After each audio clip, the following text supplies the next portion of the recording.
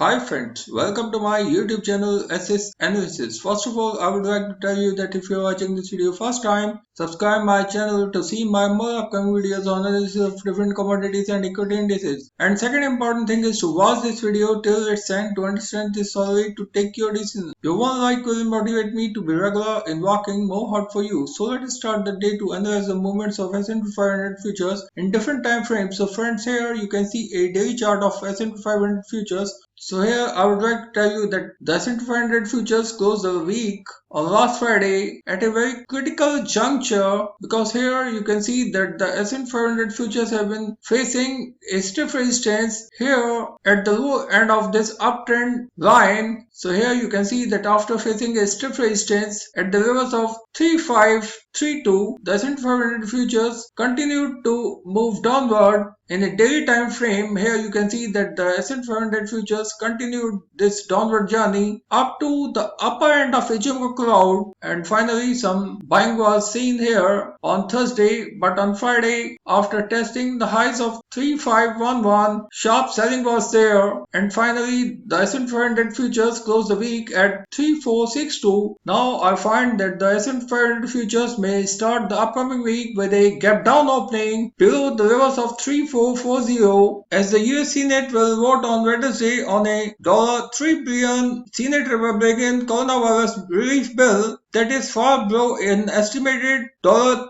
trillion that the Democrats have demanded. Therefore, I find that the S&P 500 futures may continue to see bearish pressure during the upcoming week. Here I find that the S&P 500 futures may test the lower end of Ichimoku cloud on the first two trading sessions of the upcoming week. Here I find that a breakdown below the levels of 3325 during the upcoming week will result in a sharp sell-off, where the S&P 500 futures may test the lows of 3180 during the upcoming week, where the 200 days exponential moving average will provide some support here at the levels of 3180. From here, the S&P 500 futures may witness some rally back up to the levels of 3323, where this level could provide stiff resistance in case of an upward rally. And from here, once again, the S&P 500 futures may take some support at the lower end of this uptrend channel, which is at the levels of 3256. This zone may provide some support to S&P 500 futures, and here I find that if the S&P 500 futures are not able to defend the main support of 3193, we'll see the S&P 500 futures will try to test the 200 days moving average, which is currently at the levels of